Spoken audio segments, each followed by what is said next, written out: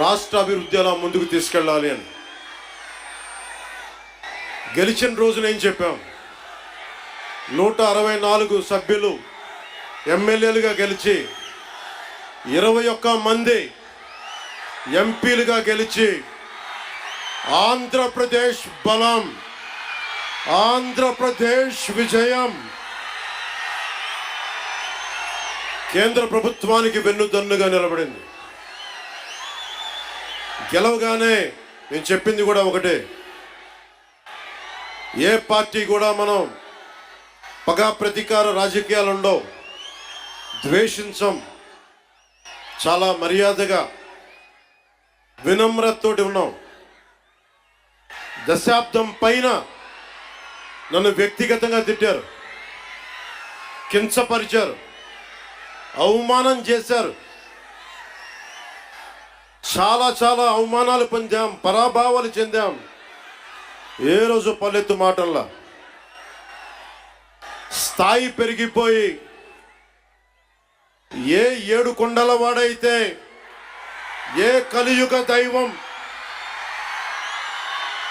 ఆయనకి కూడా అపచారం జరిగితే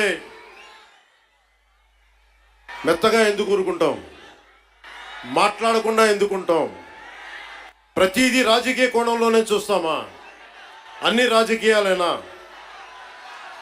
అన్ని ఓట్ల కోసమేనా? నా జీవితంలో ఇలాంటి రోజు రాకూడదని ప్రార్థన చేశాను.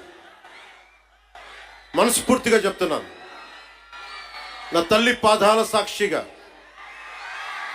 వెంకటేశ్వరుడి పాదాల సాక్షిగా ఇలా మాట్లాడాల్సిన రోజు అవసరం రాదు అనుకున్నా.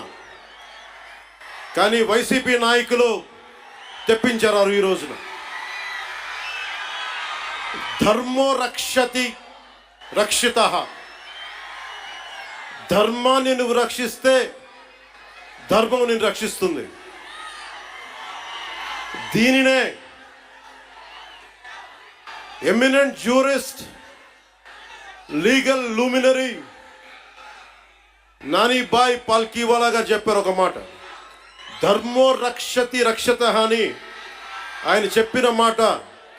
లా ఈజ్ కోడిఫైడ్ ధర్మాన్ని. ధర్మాన్ని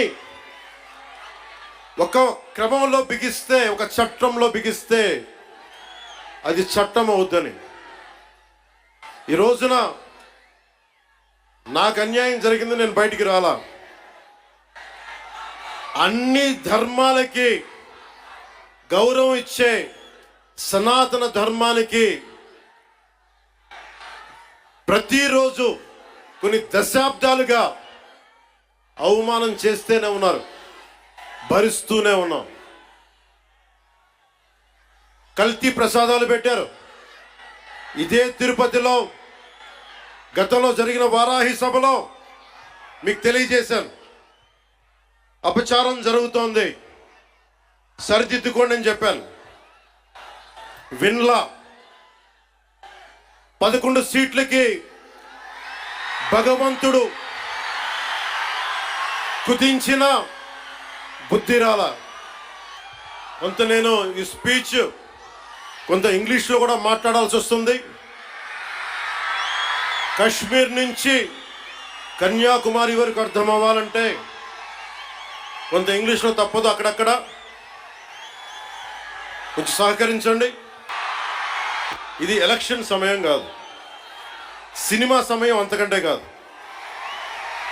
ఇది భగవంతుడి సమయం. ఇది ముస్లిమ్స్ని, ఇస్లాం సమాజాన్ని చూసి నేర్చుకోండి. ఇస్లాం సమాజాన్ని చూసి నేర్చుకోండి. మీరంతా వాళ్ళు అల్లా అంటే ఆగిపోతారు, మనం గోవింద అన్నం ఆగం. మనం దేశ దౌర్భాగ్యం, మనం హైందవ ధర్మానికి మన గౌరవం ఇవ్వం.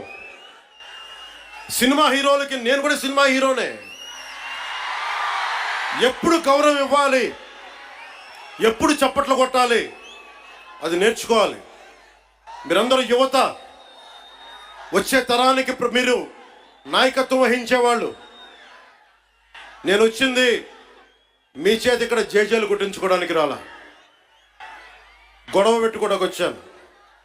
ఎవరైతే సనాతన ధర్మ విరోధులో, ఎవరైతే సనాతన ధర్మాన్ని మట్టిలో కలిపేస్తామని అన్నారో వాళ్ళతో గొడవ పెట్టుకోవడానికి వచ్చాను ఈ రోజున. దయచేసి శ్రద్ధగా వినండి.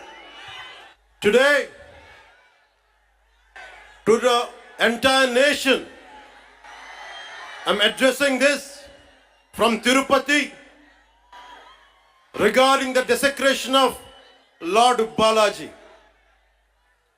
I came in front of you not as Deputy Chief Minister of Andhra Pradesh,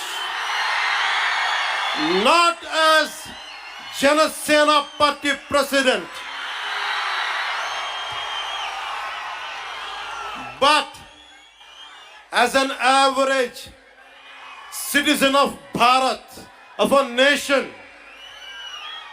and as a practitioner of Sanatana Dharma. I came in front of you all. ఒక డిప్యూటీ సీఎం గానో, జనసేన పార్టీ అధ్యక్షుడు గానో నేను ఇక్కడికి రాలా. సగటు భారతీయుడిగా, సగటు హైందవ ధర్మాన్ని పాటించే హిందువుగా నేను మీ ముందుకు వచ్చాను. సగటు భారతీయుడిగా నా సనాతన ధర్మాన్ని, నా హైందవ సనాతన ధర్మాన్ని ఆరాధిస్తాను. ఇస్లాం, క్రిస్టియన్, సిక్,